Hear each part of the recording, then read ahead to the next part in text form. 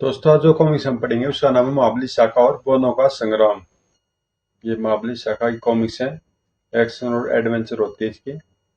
तो पढ़ते हैं इसको, देखते हैं कैसी कॉमिक्स है। महाबली शाखा और बोनो का संग्राम।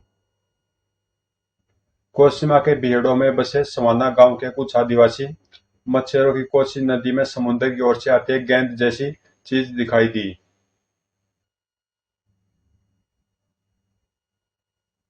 लेकिन जैसे उन्होंने उसकी मजबूती परखने के लिए दबाया, उसके दो भाग हो गए और उसके अंदर के खोखले हिस्से में से एक कागज निकला।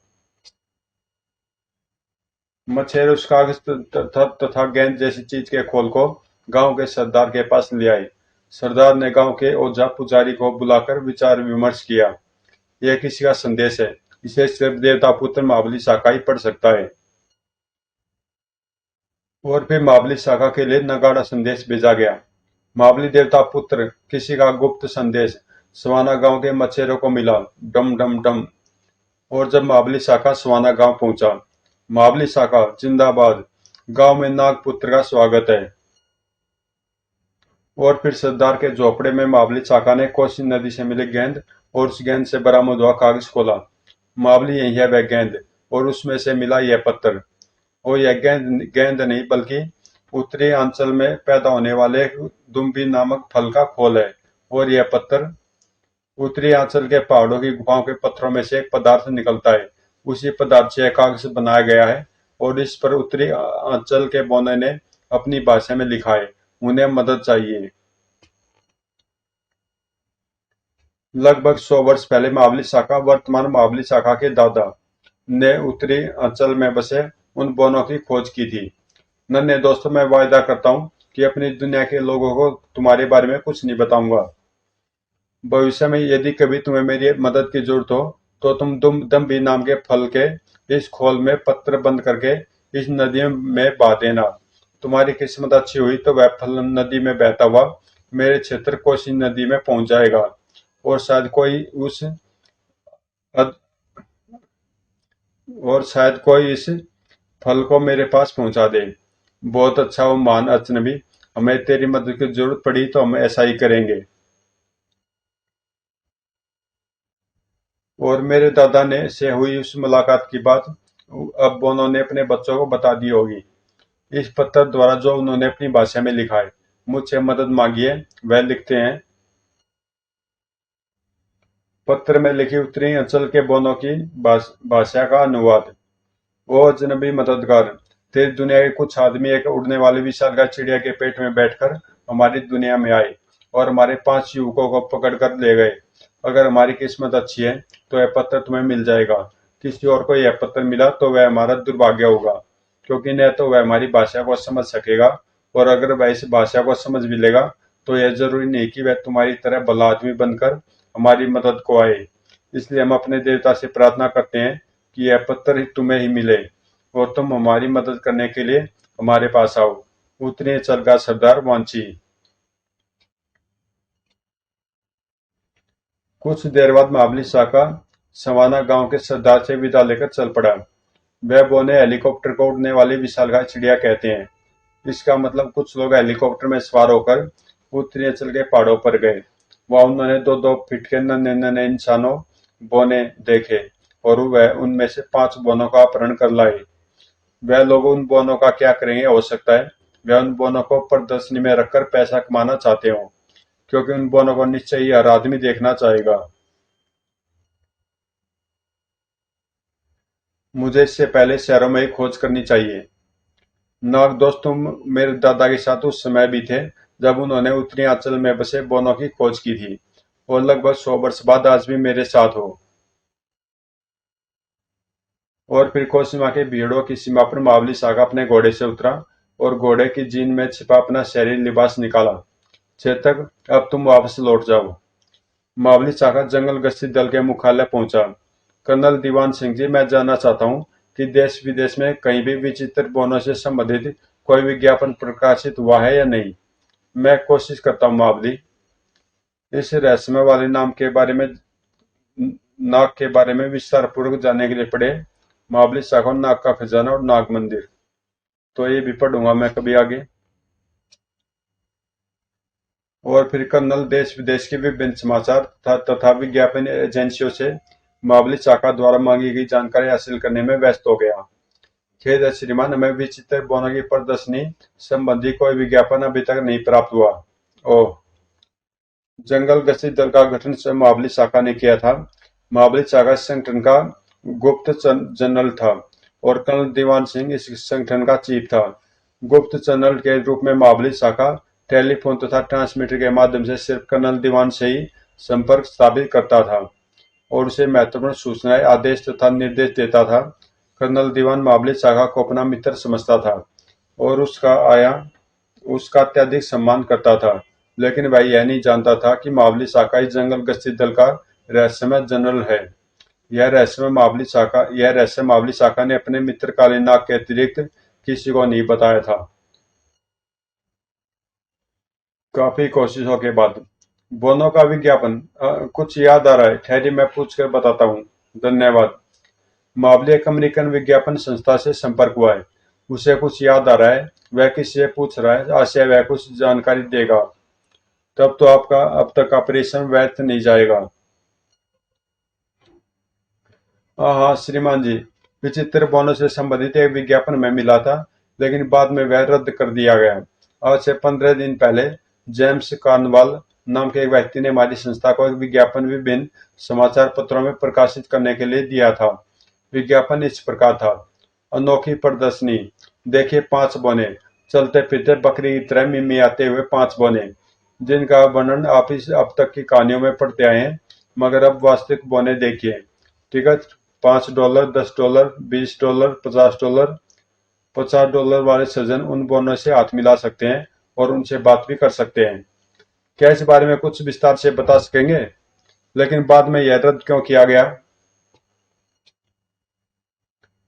विज्ञापन देने वाले ने कहा कि जिन लोगों ने उसे कैसे विचित्र बोने देने के लिए कहा था, मैं पता चला कि वह झूठ बोल रहा है। वैसे बोनों का कोई अस्तित्व नहीं है, इसलिए हमारा विज्ञापन कहीं भी प्रकाशित न किया जाए। क्या आप हमें उस व्यक्ति का पता बता सकेंगे? जरूर बता सकेंगे। लिखिए, उस व्यक्ति का नाम जेम्स कार्नवाल था। वह कर्नल दीवान सिंह ने टेलीफोन पर हुआ सारा वार्तालाप शाखा को बताते हुए कहा। यह उस व्यक्ति का पता जिसने वह विज्ञापन दिया। सहयोग के लिए धन्यवाद कर्नल, इस व्यक्ति से मैं मिलूंगा। और उसी दिन महाबली शाखा अमेरिका के लिए उड़ चला और उस आदमी के ठिकाने पर पहुंचने में महाबली शाखा को कोई परेशानी नहीं हुई।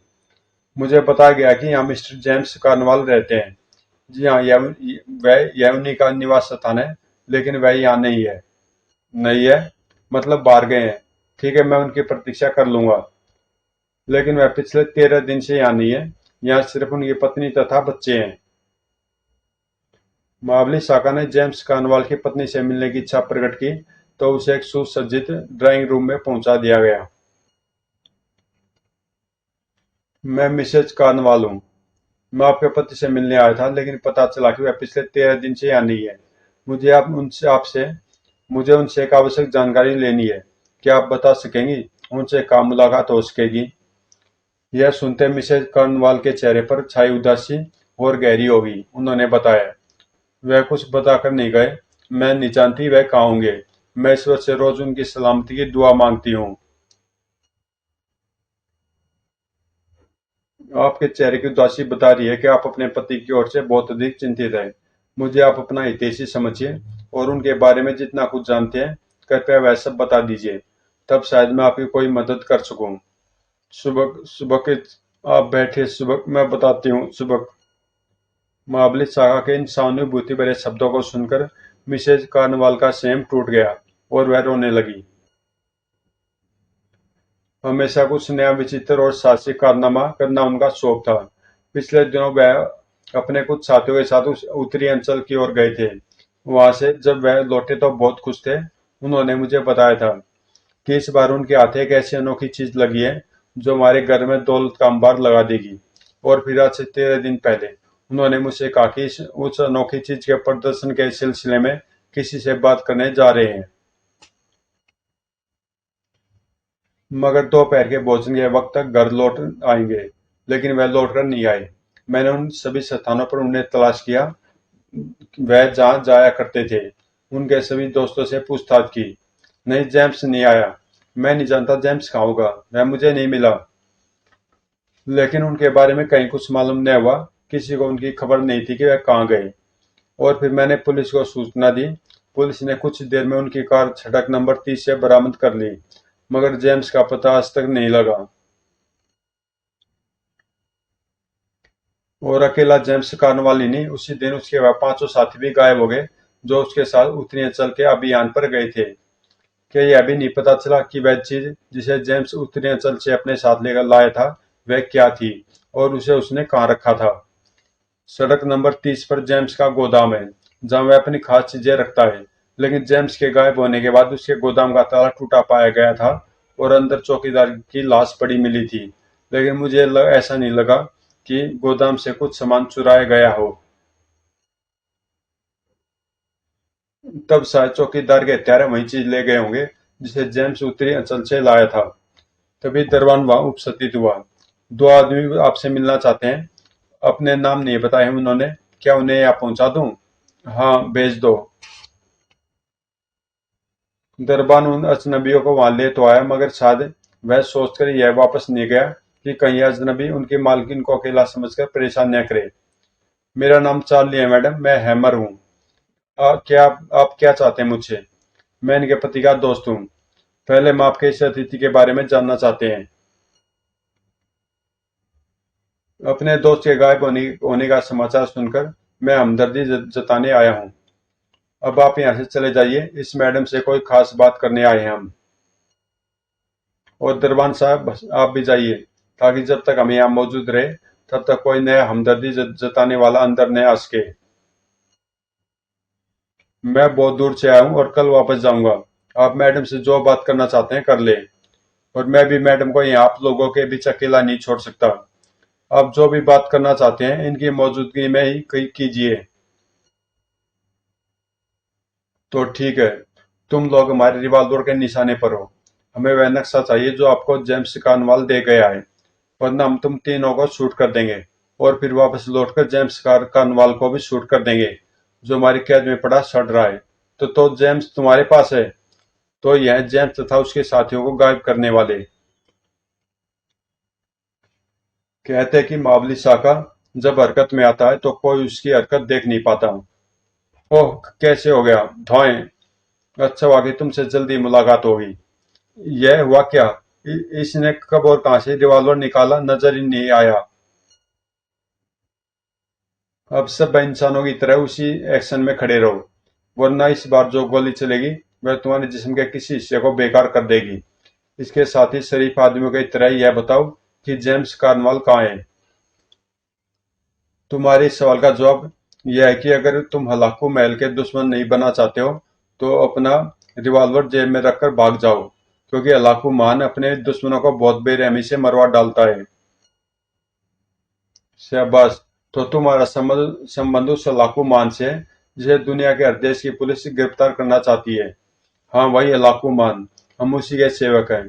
और अगर उसे पता चल गया कि तुमने हमारे काम में बाधा डाली है तो फिर दुनिया की कोई भी ताकत तुम्हें उसके हाथों से बचा नहीं सकेगी।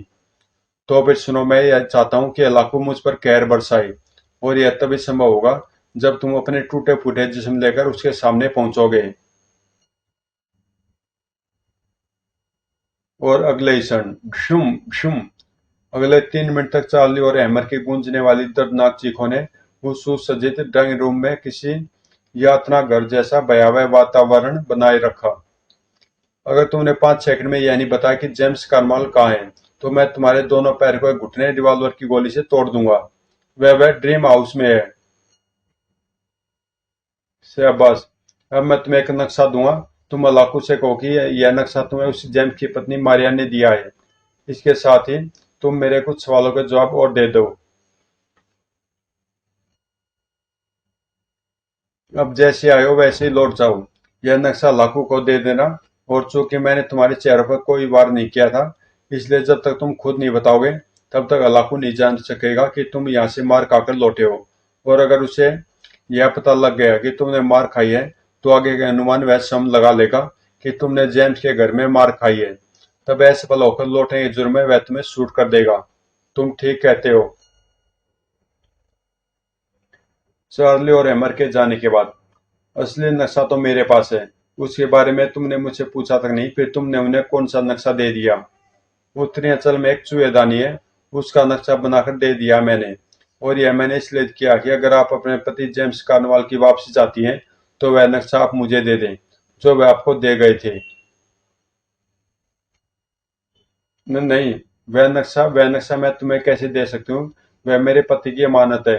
हालांकि मुझे विश्वास है कि तुम बुरे आदमी नहीं हो, तुमने मेरी मदद की है, लेकिन उस नक्शे का महत्व चूंकि मैं नहीं जानती हूँ और वह मेरे पति की अमानत है, इसलिए क्षमा चाहती हूँ। वह नक्शा मैं नहीं दूंगी। ठीक है, मत दीजिए वह नक्शा, लेकिन क्या उसे दिखा भी न सकोगी? हाँ, देखने के लिए हाजिर है, यह लीजिए। मेरा अनुमान सही था। जेम्स कार्नवाल ने उत्तरी अंचल के बोनों का छुपा खजाना देख लिया था। यह उसी खजाने तक पहुंचने का रास्ता है। उधर चार्ली और हैमर अपने स्वामी अलाकू मान के पास पहुंचे। मास्टर, यह है वह नक्शा जो जेम्स ने अपनी पत्नी मार्था को दिया था। शाबाश, मैं जानता था कि तुम उस औरत से यह नक्शा हासिल कर लाओगे। तुम्हारी इस कामयाबी पर तुम्हें एक सप्ताह की छुट्टी छुट्टी जाओ, मौज मस्ती करो और इनाम में खजांची से 200-200 रुपए डॉलर ले लो। चार्ली और हैमर के जाने के बाद हलाकू ने एक स्विच दबाया जो उसकी कुर्सी के हत्थे पर लगा हुआ था। उस स्विच के दबते ही फर्श का एक चौकोर हिस्सा ऊपर उठने लगा। वह एक पिंजरा था जिसमें जेम्स कार्नवाल खड़ा था। आह, पानी। हाँ ठीक है जेम्स, अब तुम्हें पानी भी मिलेगा और बढ़िया भोजन भी मिलेगा। हमारा डॉक्टर तुम्हारा उपचार भी करेगा ताकि कुछ ही घंटों बाद तुम पूर्णतः स्वस्थ होकर हमारे साथ उत्तरी अंचल के पहाड़ों पर चल सको। आह, लगता है मार्था ने तुम्हें नक्शा दे दिया। उस नक्शे को देखकर जेम्स चौंका। अवश्य, मगर उसने प्रकट नहीं होने दिया। हाँ, यह है वह नक्शा, देखो, पहचानते हो ना? हाँ हाँ, यही है। लेकिन नहीं, यह वह नक्शा नहीं है जो मैंने मार्था को दिया था। मैं सोच भी नहीं सकता था कि मार्था इतनी समझदारी से काम ले सकती है। लाखों के आदमियों को उसने यूं ही आड़ी तिरछी रेखाओं से नक्शा बनाकर दे दिया है। जेम्स, तुम 25% के हिस्सेदार बनोगे। मुझे उम्मीद है अपने इस हिस्से को पाने के लिए तुम अपने इस नक्शे के अनुसार हमें ठिकाने पर ले चलोगे। अवश्य ले चलूंगा लाकुमान, क्योंकि अब मुझ में इतनी यातनाएं सहने की शक्ति नहीं बची। इस बीच एक अन्य स्थान पर, यही वह इमारत जिसके बारे में चार्ली और हैमर ने बताया था। इस इमारत के किसी गुप्त खंड में वह 500 बोने हैं जिन्हें जेम्स पकड़ लाया था। सुनो दोस्तों, क्या तुमने कभी दिन में सितारे चमकते देखे हैं? सितारे दिन में कमाल है। ये चलो फूटो यहाँ से। बड़े एसिस्ट हो तुम, इतना भी नहीं जानते कि दोस्तों से कैसे बात की जाती है। हैं? अरे क्या कर रहे हो? दरअसल मैं हाथ मिलाना चाहता था तुमसे, दोस्तों से मिलने का यही उत्तम ढंग है। अही उफ।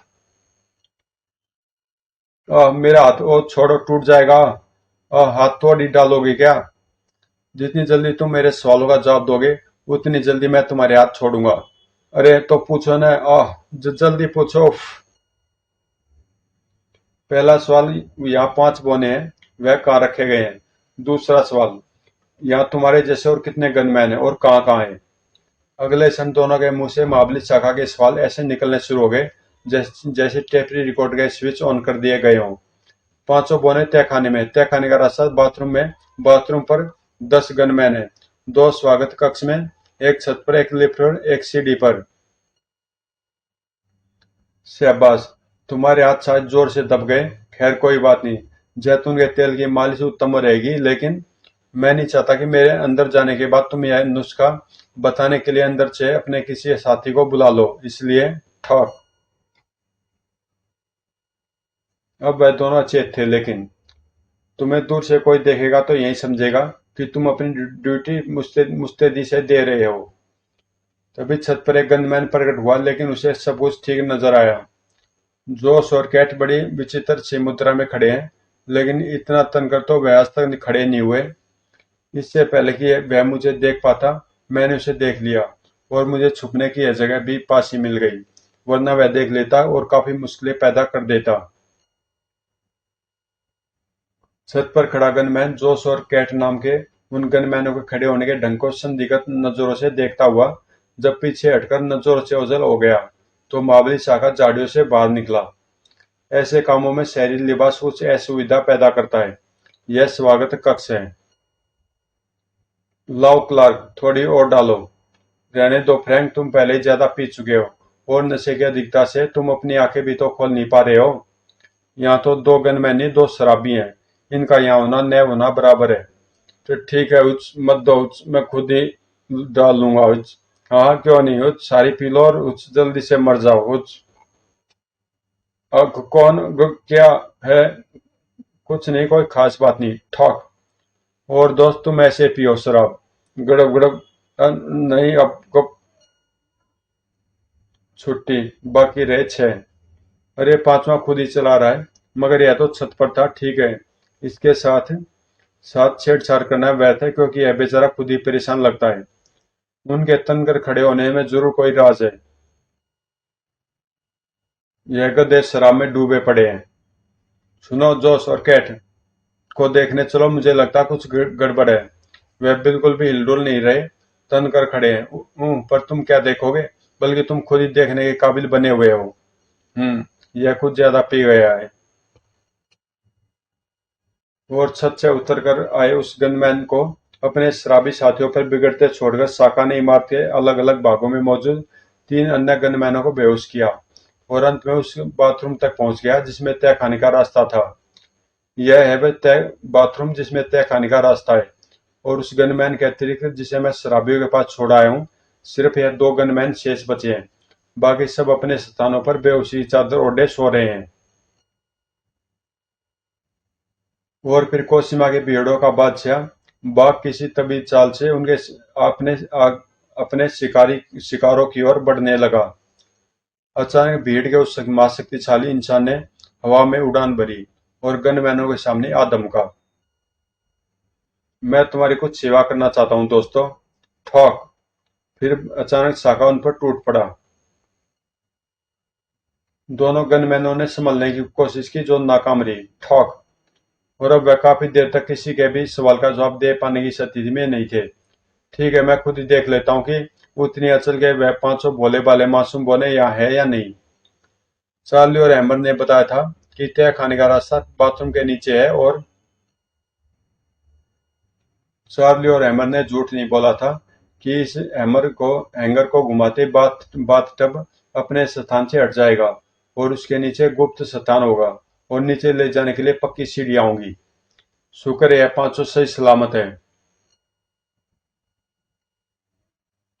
मावली शाखा को तय खाने में उतरता देख पहले तो वह 500 बोने कुछ भयभीत से हो उठे, फिर एकाक उनमें से एक किलकारी मार उठा। मावली शाखा, तू वही है जो सदियों पहले हमारे पुरखों से मिला था। हाँ मैं वही हूँ मेरे नन्हे दोस्तों, लेकिन तुमने मुझे पहचान कैसे लिया?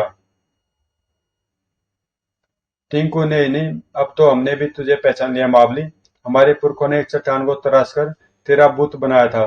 तू आज भी उस बुत जैसा दिख रहा है। मुझे खुशी है कि तुमने मुझे पहचान लिया। हम यहाँ कैद मावली, हमें हमारी दुनिया में पहुंचा दो। नन्हे दोस्तों, मैं तुम्हें लेने आया हूँ। जल्दी तुम अपनी दुनिया में अपने लोगों के बीच पहुंच जाओगे। ठॉक। किर किर हिक हिक। कितने खुश हैं ये। और फिर उन्हें ऊपर लाद कर जैसे महाबली शाखा उस बाथरूम से बाहर आया जिसमें तय खाने का रास्ता था, तो उसने गनमैनों को अपने स्वागत में खड़ा पाया। मूर्ख जंगली, इन दोनों को यहाँ से निकाल ले जाना इतना आसान काम नहीं है। अच्छा, मगर तुम तो मेन गेट पर खड़े जोश और कैट को देखने गए थे, फिर यहाँ कैसे आ गए? जोश और कैट को बेहोश करके तुमने दीवार के सहारे खड़ा कर दिया था। मैंने जैसे उन्हें छुआ, वह लाश की तरह मेरे ऊपर आ गिरे। मैं समझ गया कि कोई दुश्मन इमारत में आ गया है, और यह तो मैं जानता ही था कि दुश्मन की दिलचस्पी तय खाने में मौजूद बोनों में होगी। बस फिर क्या था, मैंने इन दोनों की बेहोशी दूर की और यहाँ तुम्हारे स्वागत में आ खड़ा हुआ। आप काफी समझदार हैं। दाएं दाएं। लेकिन इतने होशियार नहीं कि तुम और तुम्हारे साथी मुझे अपने होलिस्टर से रिवॉल्वर निकालते देख सके। रिवॉल्वर के धमाकों से बोने बौखलाकर इधर उधर उछल गए और फिर उन पांचों बोनों ने देखा कि इस दुनिया में उनका इकलौता मददगार दुश्मनों पर कैसे छाता चला जाता है। भ्यूम भ्यूम। क्या यह मर गए मावली? नहीं मेरे दोस्तों, यह सिर्फ बेहोश हुए हैं। और इससे पहले कि इन्हें होश आए, आओ हम यहाँ से निकल चलें। अगले क्षण बोने उछलते हुए मावली पर सवार हो गए और कुछ देर बाद एक अज्ञात जंगली द्वारा बोनों को तहखाने से निकाले जाने की सूचना जब हलाकू को मिली तो वह शैतान गुस्से से पागल सा उठा। तुम सबके होते हुए अकेला एक आदमी बोनों को निकाल ले गया। तुम्हारे निकम्मेपन का इससे बड़ा और क्या प्रमाण हो सकता है? फिर कहते हो मैं क्षमा कर दूं तुम्हें? नहीं, सलाखू के शब्दकोश में क्षमा नहीं है और न ही तुम जैसे नकारा कामचोर आदमियों के लिए मेरे पास कोई स्थान है। दैम लाकू मैन, यह हमारा पहला अपराध है लाकू मान। खामोश, शोर मत मचाओ। तुम मेरा नहीं, सिर्फ अपने ईश्वर का नाम लो। और अपने इस भयानक गर्जन के साथ ही उसने अपनी कुर्सी के सामने लगी स्विच प्लेट का एक स्विच दबा दिया। खट खट। अगले क्षण और उस स्विच के दबते ही धौएं धौएं आहा। फायरिंग के तुरंत बाद ही लाशों को ढोने वाले आ गए। जोग दो इन्हें बिजली की भट्टी में। इन हरामखोर नाकारांत कामचोरों के यह मुर्दा जिस्म मेरे बाकी आदमियों को सबक देंगे। लेकिन हैरानी की बात है कि किसी भारी आदमी को कैसे मालूम हो गया कि उतनी अचल के उन बोनों को कहाँ रखा गया है। उन बोनों को जो भी ले गया है वह छुप नहीं सकेगा। जल्दी वह दौलत कमाने के लिए उन बोनों को कोई वैसी प्रदर्शनी लगाएगा जैसी प्रदर्शनी जेम्स कार्नवाल लगाना चाहता था। लेकिन उन बोनों से अधिक उस खजाने का महत्व ज्यादा है जो उत्तरी अंचल के पहाड़ों में छुपा है। इसलिए मुझे फिलहाल बोनों को भूलकर उस खजाने की ओर रवाना हो जाना चाहिए। हलाकू ने अपने गिरोह के प्रमुख व्यक्ति जैकार्ड को बुलाया। यह हलाकू के गिरोह का सेनापति था। जैकार्ड, अब से ठीक 2 घंटे बाद हम उत्तरी अंचल की ओर रवाना हो जाएंगे। जो हुक्म हलाकू मान। इस अभियान की पूरी तैयारी हो चुकी है। गिरोह के 50 सर्वश्रेष्ठ आदमी आपके आदेश की प्रतीक्षा में हैं। और ठीक 2 घंटे बाद जंगल में छुपे हलाकू के उस गुप्त अड्डे से 4 हेलीकॉप्टरों ने उड़ान भरी। इस बीच वायुयान के द्वारा महाबली शाखा वापस हिंदुस्तान कोहिमा के भेड़ों में पहुंच चुका था। यहाँ से वह उत्तरी अंचल की ओर जल मार्ग से जाने की तैयारी में था। ओह, इतनी बड़ी मछली! महाबली, तेरी दुनिया की हर चीज विशालकाय है। नहीं दोस्तों, नहीं। यह जलवान है। यह मछली नहीं है, यह जलवान है मेरे दोस्तों। तो दोस्तों, मैं इसके पार्ट 2 कर रहा हूँ। बहुत ही बड़ी कॉमिक्स है। तो इससे आगे की स्टोरी हम पढ़ेंगे महाबली शाखा और बोनो का संग्राम पार्ट 2 में, जो आपको 1 घंटे के बाद ही मिल जाएगा। तो मिलते हैं इसके पार्ट 2 में। मैं भी थोड़ा रेस्ट करके पढ़ूंगा इसको।